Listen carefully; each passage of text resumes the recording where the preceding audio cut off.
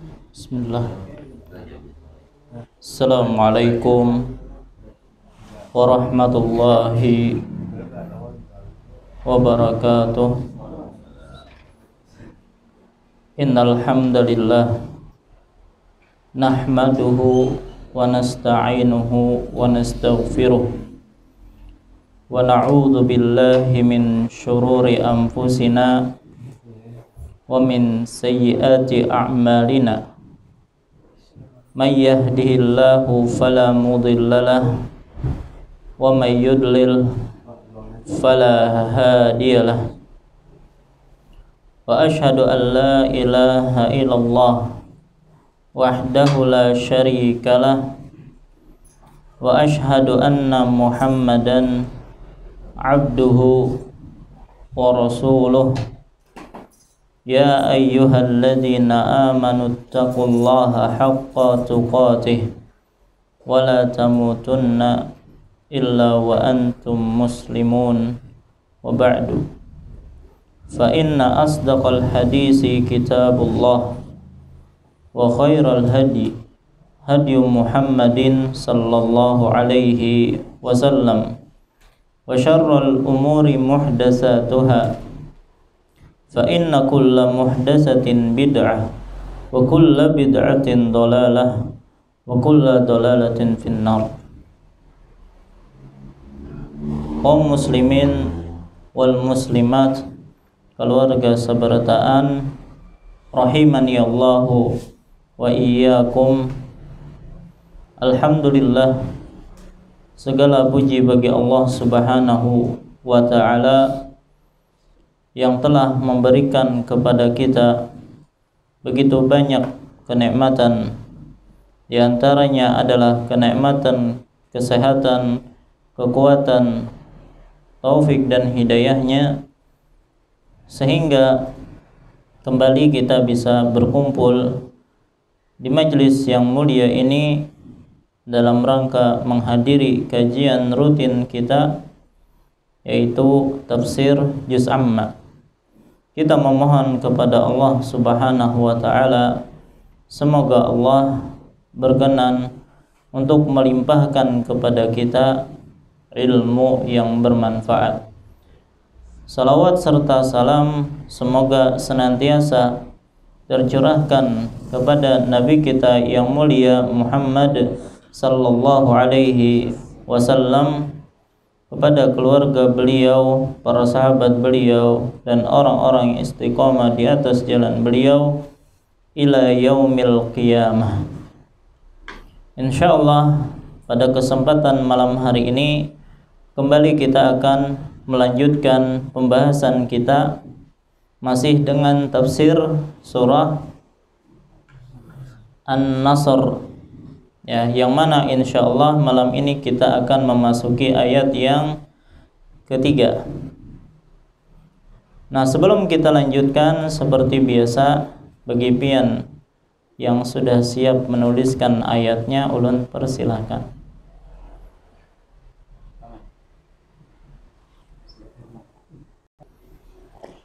Nah, jadi bunyi ayat yang ketiga adalah fasabbih bihamdi rabbika wastaghfirhu innahu kana tawwaba. Apa artinya? Fasabbih, maka bertasbihlah, bihamdi rabbika, dengan memuji Rabbmu, wastaghfirhu, dan mohonlah ampunan kepadanya, innahu kana tawwaba, sesungguhnya dia yang maha menerima taubat. Nah, ini adalah bunyi ayat yang ketiga. Nah, sebelum kita lanjutkan, kita sedikit murajaah berkaitan dengan ayat-ayat sebelumnya. Jadi pada ayat yang pertama, ya, Allah Subhanahu wa ta'ala memberikan kabar gembira kepada Nabi sallallahu alaihi wasallam dengan dua kabar gembira. Apa itu? Idza jaa nasrullahi wal fathu. ya pertolongan Allah, dan juga al-fathu, ya, atau penaklukan, ya, dan penaklukan maksudnya adalah penaklukan kota Mekah. Pada ayat yang kedua Allah juga menyebutkan nikmat yang Allah berikan kepada Nabi dan kaum muslimin. Wa ra'aitan nasa yadkhuluna fi dinillah afwaja. Ya, dan engkau melihat manusia masuk ke dalam agama Allah secara berbondong-bondong. Ya. Nah, untuk ayat yang kedua ini, ya, kita sebutkan masuknya manusia ke dalam agama Islam secara berbondong-bondong itu merupakan kenikmatan sekaligus apa? Ujian. Ya, begitu juga para ustadz yang mungkin memiliki banyak pengikut, ya. Maka ini adalah kenikmatan namun sekaligus ujian.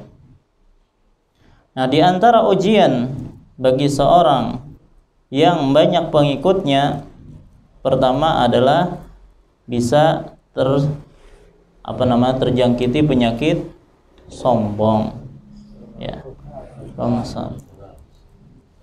yang mana ketika dia melihat banyaknya pengikut dia, maka sangat mudah, ya, terjangkiti penyakit sombong. Maka seorang, ya, yang banyak pengikutnya harus bisa melawan, ya, sifat sombong ini. Ketahuilah bahwasanya tidaklah seseorang memperoleh banyak pengikut kecuali atas taufik Allah Subhanahu wa ta'ala.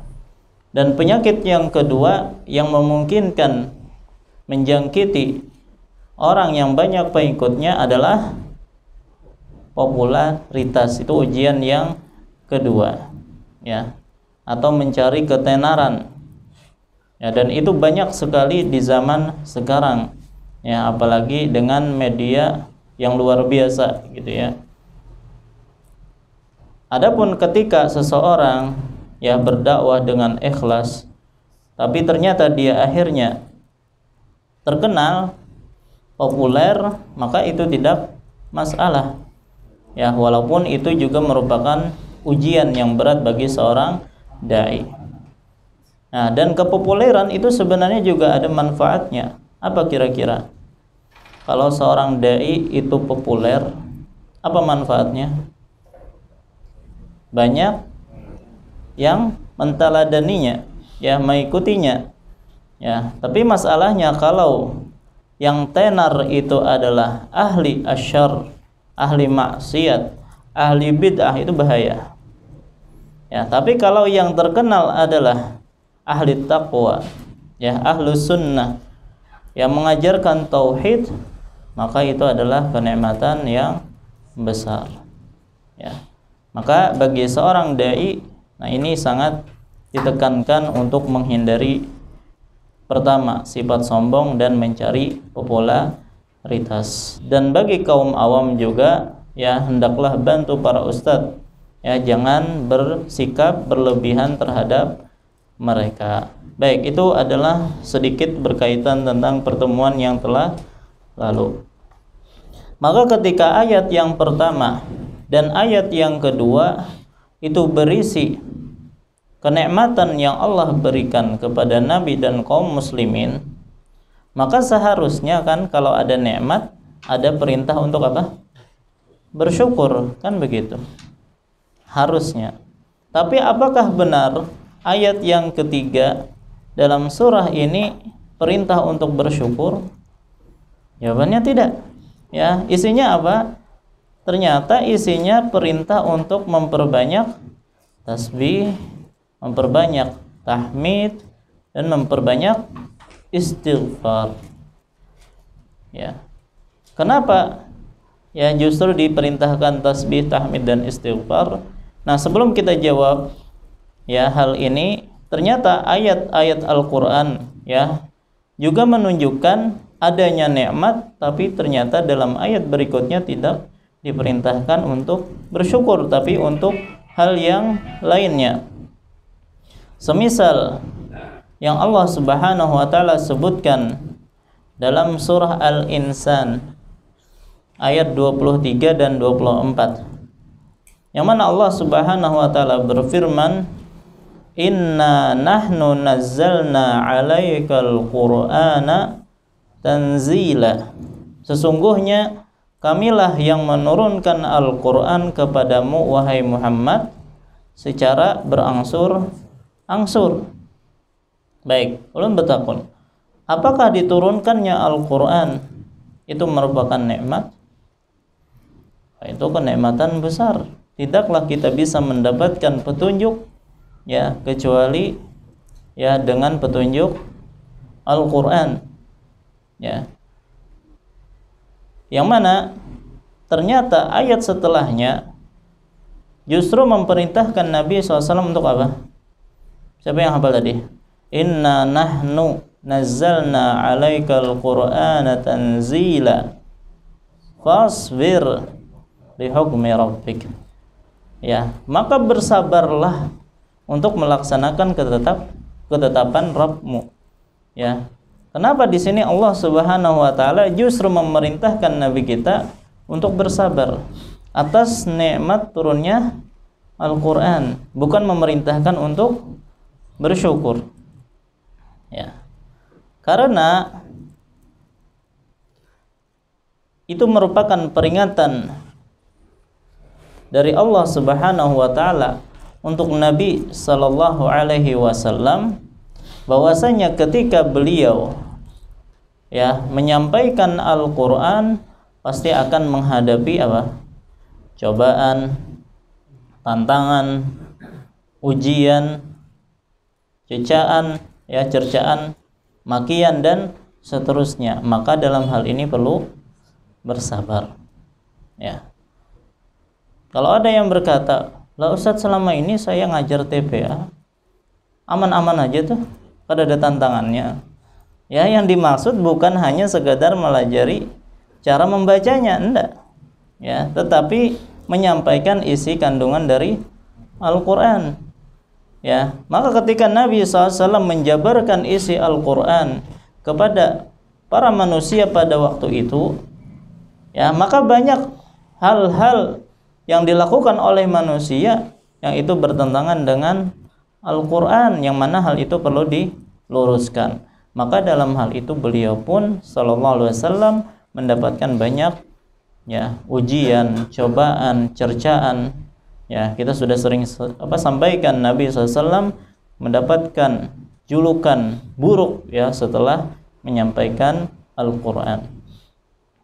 Baik. Nah, maka begitu juga mereka yang berusaha menyampaikan Al-Qur'an, isi kandungan Al-Qur'an, ya, yang mana itu bertentangan dengan banyak perilaku masyarakat, maka pasti akan mendapatkan gangguan, ya, maka perlu untuk bersabar. Nah, kembali kepada ayat dalam surah An-Nasr. Setelah Allah Subhanahu wa taala ya menjanjikan berupa kenikmatan, pertama adalah kemenangan atau pertolongan Allah dan juga penaklukan kota Makkah. Kemudian masuknya manusia ke dalam agama Islam secara berbondong-bondong. Justru Allah Subhanahu wa taala memerintahkan nabi kita Muhammad sallallahu alaihi wasallam untuk apa? Bertasbih, bertahmid dan beristighfar. Kenapa kira-kira? Ya, sebenarnya pernah kita sampaikan sebelumnya ya di awal-awal pembahasan surah An-Nasr. Ya, sebagaimana pernyataannya sahabat yang mulia Ibnu Abbas radhiyallahu anhuma ketika ditanya oleh Umar tentang tafsir ayat ini. Ya, apa kira-kira? Pertolongan Allah Subhanahu wa taala. Kemudian penaklukan kota Mekah. Kemudian masuknya manusia ke dalam agama Islam secara berbondong-bondong, itu merupakan pertanda bahwa ajal Nabi sallallahu alaihi wasallam telah dekat. Ya, artinya tugas beliau sudah hampir selesai. Maka yang tersisa adalah memperbanyak kalimat-kalimat mulia yang disebutkan di atas. Apa saja? tasbih, tahmid, dan istighfar. Ya.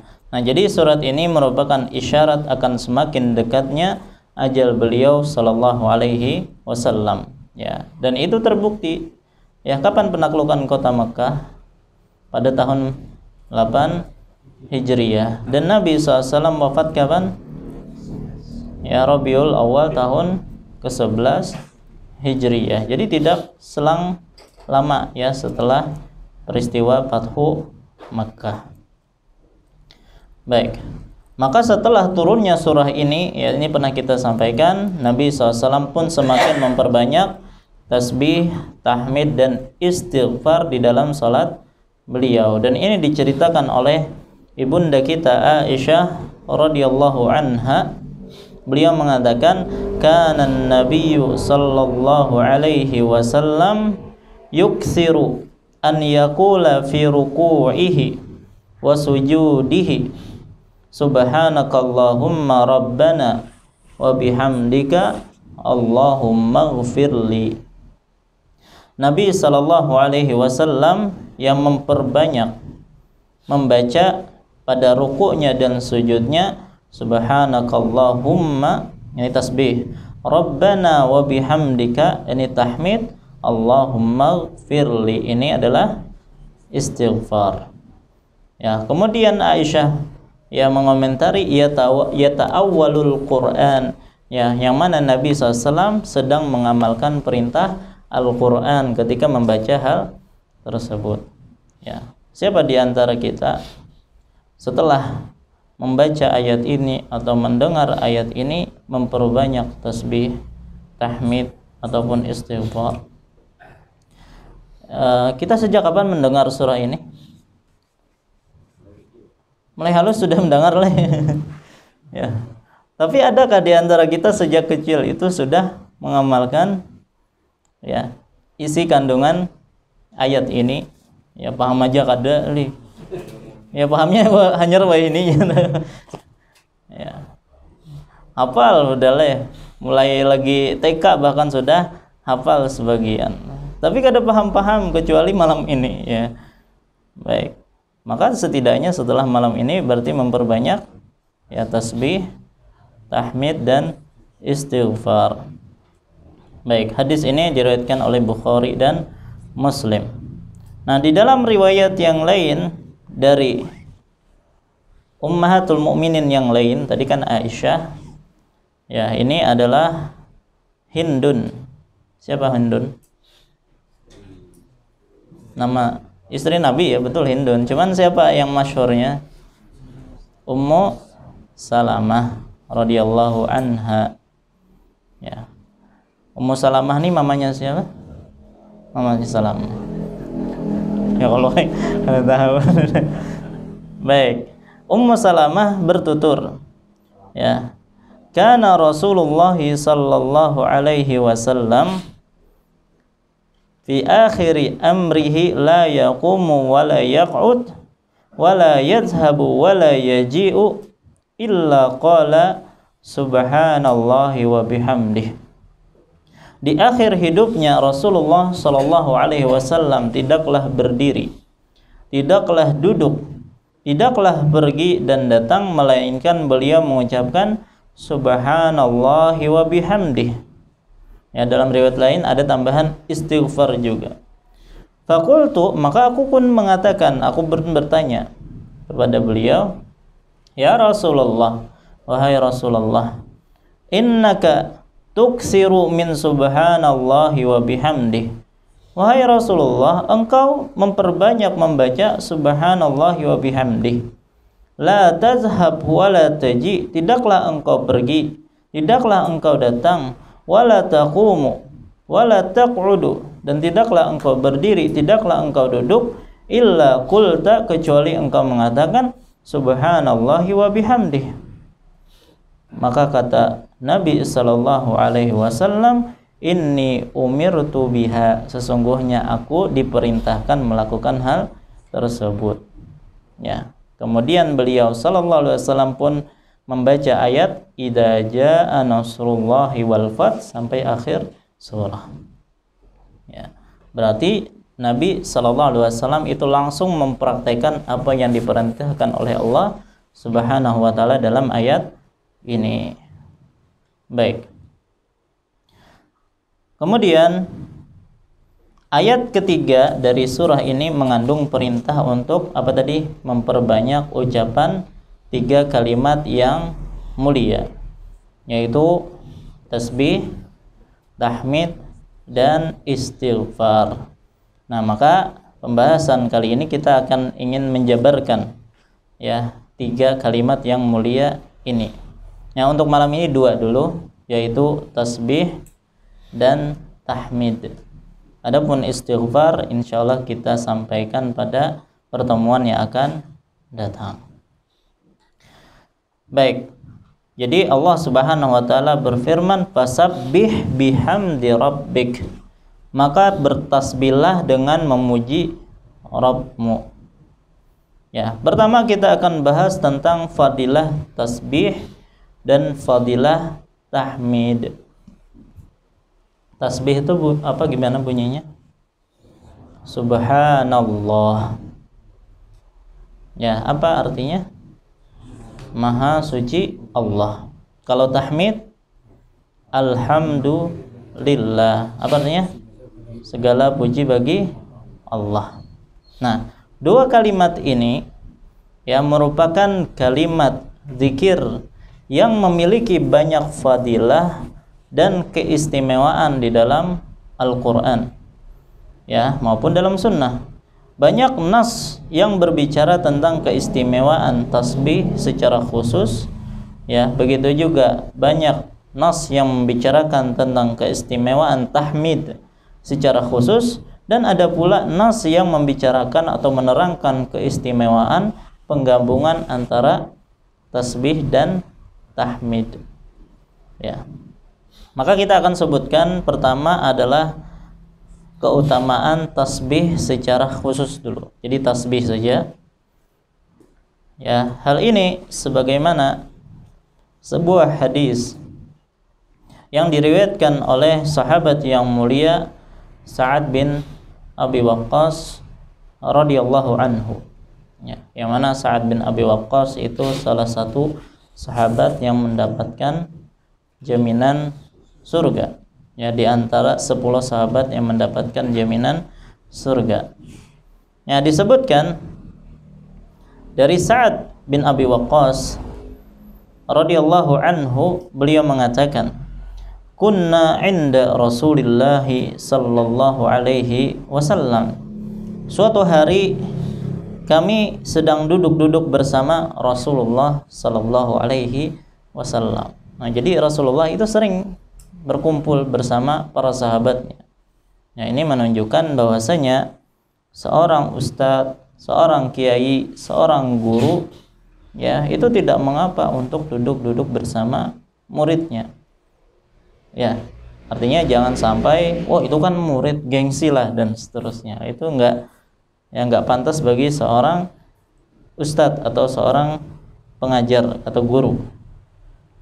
Ya, tapi mereka ngumpul-ngumpulnya bukan sebatas ngobrol, nggak ada manfaatnya, ya.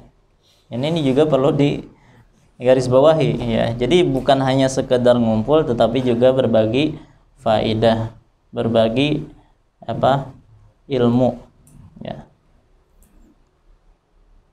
Faqala, maka Nabi SAW pun bersabda, "Ayajizu ahadukum an yaksiba kulla yaumin alfa hasanah?" Apakah salah seorang dari antara kalian tidak mampu untuk meraih 1000 pahala setiap harinya? Ya. 1000 pahala itu banyak, ada? Banyak. Nyamanlah mengumpulkan 1000 pahala itu. Ya. Mampu kada seorang itu mengumpulkan dalam sehari 1000 pahala? Oh, banyak banget lih. 1000. Maka akhirnya salah seorang di antara mereka mengatakan, "Kaifa yaksibu ahaduna alfasana hasanah?" Bagaimana wahai Rasulullah cara kami bisa mengumpulkan 1000 pahala? Ya, apa kata Nabi SAW? yusabbihu mi'ata tasbihatin fayuktabu lahu alfu hasanah aw yuhattu anhu alfu khati'ah. Ya, ia mengucapkan tasbih sebanyak 100 kali, maka akan dicatat untuknya 1000 pahala atau dihapuskan 1000 dosa. Ya, jadi fadilahnya besar ya ketika seseorang mengucapkan subhanallah dalam sehari itu sebanyak berapa?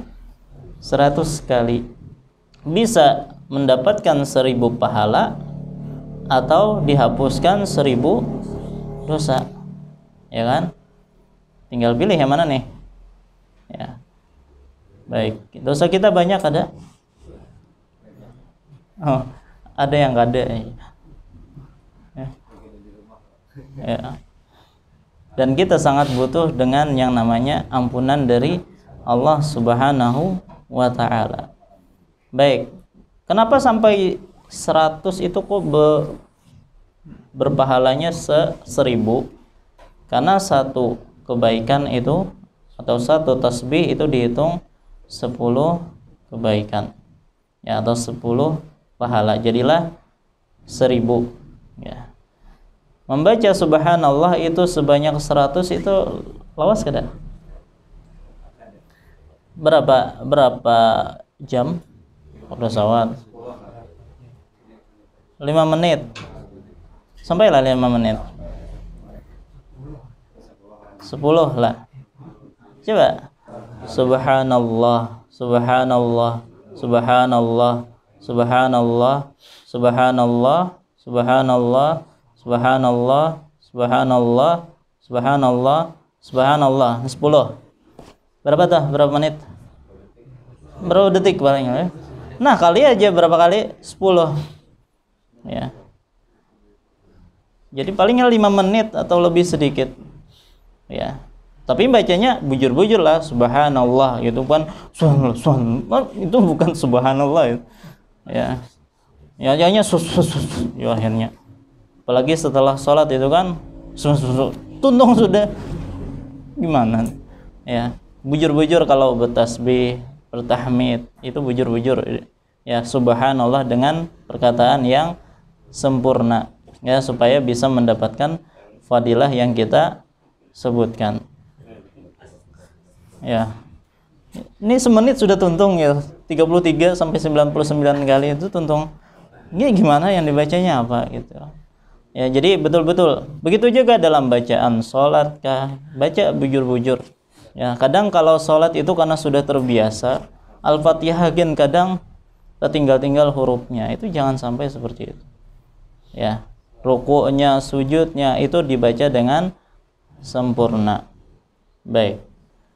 Nah, jadi itu adalah keutamaan tasbih secara khusus. Dan masih banyak fadilah-fadilah tasbih yang lainnya. Ya, kita hanya menyebutkan sampel-sampelnya saja. Kemudian yang kedua keutamaan tahmid secara khusus. Kata Nabi SAW dalam sebuah hadis yang diriwayatkan oleh Al-Imam At-Tirmidzi dari Jabir bin Abdullah radhiyallahu anhuma ya, bahwasanya Nabi SAW bersabda, afdalu dzikri la ilaha illallah. Zikir yang paling afdal adalah la ilaha illallah. Ya, jadi bujur kalau ada pernyataan zikir yang terbaik itu adalah la ilaha illallah. Ya. Tapi ya mengucapkan zikir la ilaha illallah itu harus sesuai dengan tuntunan. Baik. Loh, kita kan membahas tentang tahmid. Kenapa membahas tentang la ilaha illallah? Ya belum selesai, masih ada lanjutannya. Wa afdalud du'ai alhamdulillah. Ya, dan sebaik-baik doa adalah alhamdulillah. Ya, jadi doa yang paling afdal kata Nabi SAW adalah alhamdulillah. Kenapa alhamdulillah kok dinamakan doa? Padahal alhamdulillah itu kan segala puji bagi Allah. Kan gak ada minta loh. Bukankah doa itu kalau minta rizki, minta husnul khotimah, jangan duit terus lah, minta husnul khotimah. Ya, kada apa-apa minta duit ada masalah, minta rizki kada masalah. Ya, baik. Tapi kenapa dinamakan alhamdulillah juga sebagai doa? Karena para ulama menjelaskan bahwasanya doa itu ada dua macam.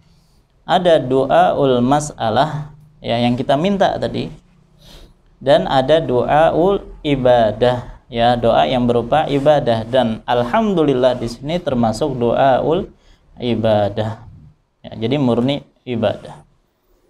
Baik, nah itu adalah untuk keutamaan tahmid secara khusus. Jadi sekian banyak doa yang dilantunkan oleh seorang hamba, yang paling istimewa diantaranya adalah ucapan alhamdulillah. Baik. Nah itu adalah keutamaan tahmid secara khusus.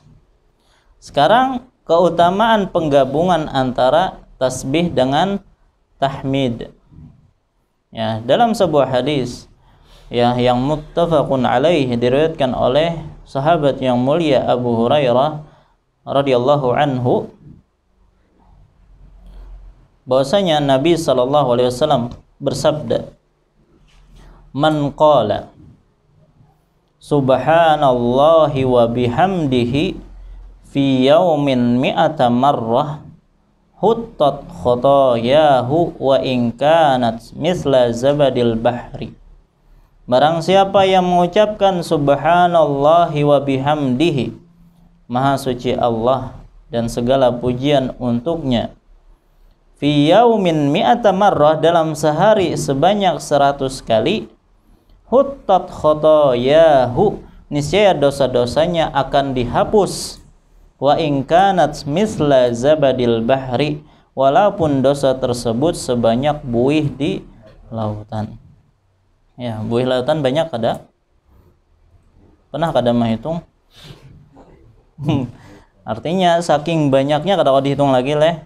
Dan itu kalau berupa dosa bisa dihapuskan dengan membaca subhanallahi wa bihamdihi sebanyak 100 kali dalam semalam atau dalam sehari semalam.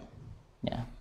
Dalam riwayat lain itu diperintahkan untuk dibaca pada pagi hari 100 dan sore hari 100. Ya, semakin banyak kita membaca maka semakin banyak fadilah yang dapat kita ambil, ya. Maka ketika kita sebutkan fadilah-fadilah ini, ya, maka seorang insan itu akan termotivasi untuk memperbanyak zikir. Ya kada? Kira-kira ketika kita sampaikan tadi fadilah-fadilah yang disebutkan tadi, apakah semakin memotivasi kita untuk banyak berzikir? Ya, seharusnya iya. Ya, seharusnya iya, dan mudahan iya, kan gitu. Namun sebagian orang yang setelah mendengarkan hal ini, ya, terkadang cuma hanya nasihat sambil lalu. Ya. Maka orang ini, ya, ibaratnya orang yang kalah dengan benda-benda mati. Maksudnya apa tadi? Jadi dia kalah dengan gunung, dia kalah dengan tanah, dia kalah dengan pasir, batu, dan seterusnya. Kenapa? Karena Allah Subhanahu wa taala menjelaskan di dalam surah Al-Isra ayat 44, tusabbihul lahus samawatus sab'u wal ardu wa man fihin. Langit yang 7, bumi dan semua yang ada di dalamnya, ya, bertasbih kepada Allah Subhanahu wa taala. Bahkan ditegaskan oleh Allah lagi, wa im min syai'in illa yusabbihu bihamdihi. Dan tidak ada sesuatu pun melainkan bertasbih dengan memujinya. Ya. Jadi apa yang ada di antara langit dan bumi itu semuanya bertasbih. Apa saja yang ada di antara langit dan bumi? Gunung, ya, binatang, kemudian apa? besi, tumbuhan, ya. Maka ketika kita menyang rumput, rumputnya itu lagi bertasbih kepada Allah. Ya. Nah, jadi itu benda-benda mati. Ya, dikatakan oleh Allah mereka bertasbih kepada Allah. Ya. Tapi rasanya kada suah kita mendengarnya bertasbih. Ya kalau. Nah, maka Allah ingatkan hal ini, walakin la tafqahuna tasbihahum, ya, tapi kalian tidak mengerti bagaimana cara mereka bertasbih. Ya, yang jelas Allah katakan mereka itu bertasbih. Ya, innahu kana haliman ghafura. Ya, sungguh dia Maha Penyantun, Maha Pengampun. Maka dari sini ada pelajaran yang sangat penting. Ya. Andaikan benda-benda mati sekeras batu, sekeras gunung, tanah dan lain-lainnya itu saja bertasbih memuji Allah, padahal mereka keras, benda yang keras, ya, mereka saja bertasbih memuji Allah, tunduk serta takut kepada Allah, ya, kenapa segumpal daging yang empuk, maksudnya apa? Hati manusia, ya, itu, ya, kadang lebih keras daripada yang kita sebutkan tadi. Ketika mendengarkan motivasi tentang zikir tadi, ketika mendengarkan nasihat-nasihat, ya, dari Al-Qur'an, ya, dibacakan kepada mereka ayat-ayat Al-Qur'an, ternyata hati mereka, ya, tidak terenyuh, tidak, ya, terpengaruh dengan ayat-ayat tersebut. Maka orang seperti ini hatinya itu lebih keras daripada batu. Ya, ada orang yang seperti itu. Betapa banyak nasihat yang disampaikan kepada dia, tapi ternyata, ya, tidak memberikan bekas apa-apa di dalam hati dia. Ya. Maka kalau ada yang sampai seperti ini, maka hatinya itu sudah mengeras, bahkan lebih keras daripada batu. Ya, naudzubillahi min dzalik. Baik, nah itu berkaitan tentang fadilah atau keutamaan tasbih, tahmid, dan penggabungan antara tasbih dan tahmid. Sekarang kita bahas sedikit tentang makna tasbih. Tadi tasbih bunyinya subhanallah, maha suci Allah. Nah, maksudnya adalah tasbih itu berarti mensucikan Allah dan menjauhkannya dari segala apa? Dari segala kekurangan dan juga aib. Ya, jadi maksud subhanallah itu menjauhkan atau mensucikan Allah dari kekurangan dan juga aib. Ya, contoh kekurangan apa? Ngantuk, ya, tidur, ya. Apalagi pas kajian, itu kekurangan atau kelebihan tuh? Kelebihan, ya. Pas kajian hanya kawa guring, jer. Baik, mati atau membutuhkan kepada hal yang lain itu termasuk kekurangan, dan Allah Subhanahu wa taala kita sucikan dari macam-macam kekurangan ini. Ya, dalilnya adalah dalam surah apa atau dalam ayat Kursi yang bunyinya Allahu la ilaha illa huwal hayyul qayyum la ta'khudhuhu sinatu wala naum. Apa artinya tuh? Allah tidak ada sesembahan yang berhak disembah selain Dia, Al-Hayyu, yang maha hidup. Kalau disebutkan maha hidup, maka tidak akan pernah mati. Nah, itu kesempurnaan maha hidup Allah. Al-Qayyum, yang senantiasa terus-menerus mengurusi makhluknya. Yang mana makhluk itu bergantung kepada Allah dan Allah tidak membutuhkan makhluknya.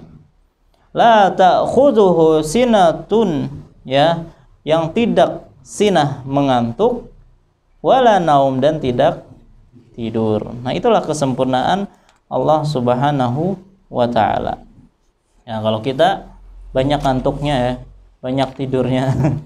Baik, dalam ayat yang lain dalam surah Fatir ayat 15, ya ayyuhan nas, wahai manusia, antumul fuqara'u ilallah. Ya, kalian sangat membutuhkan Allah Subhanahu wa ta'ala. Wallahu huwal ghaniyyul hamid, dan Allah lah dialah yang maha kaya, tidak memerlukan sesuatu pun, ya, yang maha terpuji. Ya, kita sangat memerlukan Allah. Ya, kita memerlukan nikmat Allah, karunia Allah. Kita memerlukan kasih sayang Allah. Kita memerlukan ampunan Allah. Sementara Allah tidak memerlukan apapun dari hambanya. Ya, jadi jangan dikira ketika kita sholat Allah butuh dengan sholat kita. Jawabannya tidak. Justru kebaikan dari sholat itu akan kembali kepada kita. Ya, sholat kita, puasa kita, itu semuanya manfaatnya kembali kepada kita. Baik itu masalah kekurangan. Ya, di antara aib, ya, contohnya apa? Sifat zalim misalnya, atau pelit, ya, dan itu terhindarkan atau disucikan Allah dari sifat-sifat tersebut. Ya, Allah Subhanahu wa taala menegaskan, wa ma rabbuka bizallamin lil abid. Rabbmu sama sekali tidak menzalimi hamba-hambanya. Ya. Begitu juga orang-orang Yahudi yang mana mereka mencela Allah. Ya. Jadi jangan heran ya kalau orang Yahudi itu kurang ajar dengan manusia. Dengan Allah saja mereka kurang ajar. Apa yang mereka katakan tentang Allah? Wa qalatil yahudu yadullah maghlulah. Orang-orang Yahudi berkata, tangan Allah terbelenggu, katanya. Maka Allah bantah, gullat aydihim walu'inu bima qalu.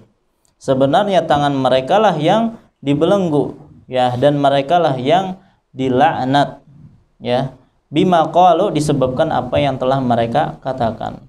Ya, jadi mereka menyatakan, ya, tangan Allah itu terbelenggu, maksudnya Allah itu pelit, katanya. Ya, tapi Allah bantah, justru mereka lah yang pelit. Bal yadahu mabsutatan yunfiqu kaifa yasha. Ya, padahal kedua tangan Allah itu terbuka dan dia memberi rizki sebagaimana yang dikehendaki olehnya. Ya. Nah, itulah, ya, di antara makna dari subhanallah, yaitu kita mensucikan Allah dari segala kekurangan dan juga aib. Ya, sebagai penutup kita sebutkan makna yang kedua apa? Tahmid. Ya, sebenarnya untuk tahmid sudah pernah kita sebutkan sebelumnya. Kapan? Ketika tafsir surah Al-Fatihah ayat keberapa? Kedua. Ada yang mengatakan pertama, ada yang mengatakan kedua, tergantung, ya, pendapat yang mengambil, yang mana pendapat yang diambil, ya.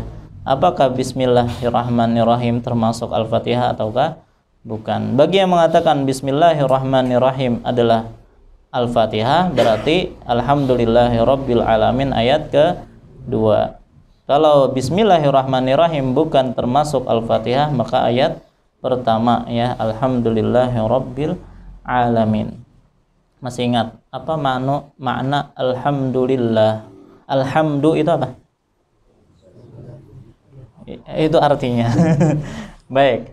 Alhamdu itu ada alif lam, ya, di depannya. Dan para ulama menyebutkan al di situ atau alif lam di situ adalah alif lam istighraq, yang maknanya adalah mencakup segala jenis pujian. Jadi ketika ada al, itu maksudnya adalah segala pujian untuk Allah Subhanahu wa ta'ala. Jadi hanya Allah Azza wa Jalla saja yang berhak mendapatkan segala jenis pujian. Ya, kenapa? Karena dialah pemilik nama-nama yang mulia dan sifat-sifat yang terpuji. Ya. Dan alhamdu, pujian, itu berbeda dengan al-madhu, pujian juga. Kalau alhamdu itu pujian yang diiringi dengan apa? Pengagungan dan rasa cinta. Ketika kita memuji Allah, maka kita mengagungkan Allah dan mencintai Allah. Berbeda dengan al-madhu yang itu hanya sebatas memuji. Ada enggak orang memuji tapi tanpa rasa cinta? Ya.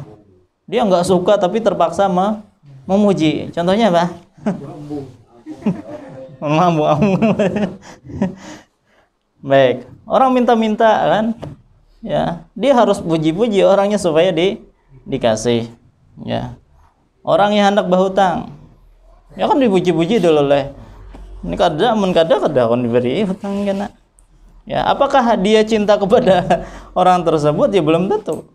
Kan gitu. Begitu juga bawahan memuji bosnya. Ya padahal dia benci setengah mati dengan bosnya misalnya. Nah, itu madhu namanya, itu pujian tapi tidak disertai dengan pengagungan dan rasa cinta. Nah, sedangkan pujian seorang mukmin kepada Allah, maka pujian yang diiringi pengagungan dan rasa cinta.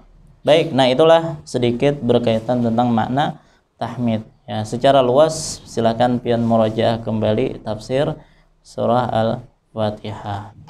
Baik, nah insyaallah pada pertemuan yang akan datang ya kita akan bahas ya kalimat yang ketiga yaitu istighfar, ya yang mana Allah Subhanahu wa taala berfirman wastaghfirhu innahu kana tawwaba. Baik, ini yang bisa ulun sampaikan. Ya, salah khilaf mohon maaf. Wassallallahu ala nabiyina Muhammad wa ala alihi wasallam. Subhanakallahumma bihamdika asyhadu an la ilaha illa anta astaghfiruka wa atubu ilaik. Wassalamualaikum warahmatullahi wabarakatuh.